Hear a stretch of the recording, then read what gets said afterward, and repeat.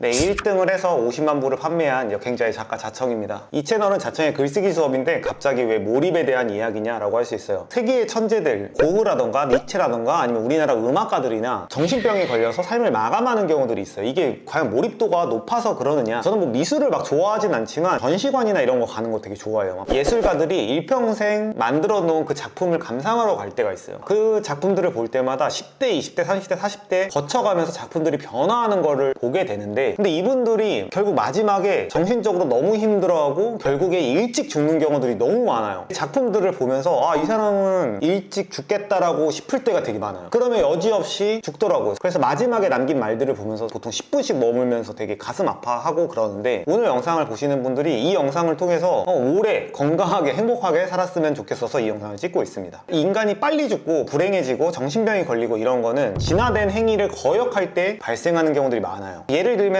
채식을 한다거나 잠을 적게 잔다던가, 우리는 잡식성으로 진화가 되어 있어요. 적어도 6시간은 자게끔 진화가 되어 있어요. 이거를 거역을 해서 짧게 자는 사람, 이 경우에 얼마 전에 김주환 교수님이 지식인사이드에서 말했는데, 운동과 먹는 거 두 개 합친 것보다 더 중요한 게 잠이에요. 7시간, 8시간 충분히 푹 주무셔야 돼요. 잠이 중요하고요. 이렇다던가 최근에 해외에서 엄청난 채식 인플루언서가 건강 문제로 사망을 하게 됐어요. 물론 이게 꼭 채식을 해서 사망했다 이런 건 아니지만, 채식을 해서 우울증에 걸리거나 건강이 악화됐다는 사례들은 너무나 많죠. 이런 식으로 인간이 몰입만 하는 행위는 진화된 행위를 거역하는 행위라고 보시면 돼요. 이게 무슨 말이냐? 일단 인간이 왜 생각이라는 걸 하게 됐는지 과학적으로 봐야 돼요. 우리가 만약 발리섬을 갔어요. 발리에 가서 원숭이들을 바라봅시다.